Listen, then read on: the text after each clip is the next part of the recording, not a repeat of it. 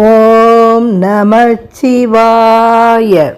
கூறும் நாவே முதலாக கூறும் கரணம் எல்லாம் நீ, தேரும் வகை நீ, திகைப்பு நீ, தீமை நன்மை முழுதும் நீ, வேறொரு பரிசு இங்கு ஒன்று இல்லை, மெய்மை உன்னை விரித்து உரைக்கின், தேரும் வகையென் சிவலோகா, திகைத்தால் தேற்ற வேண்டாவோ.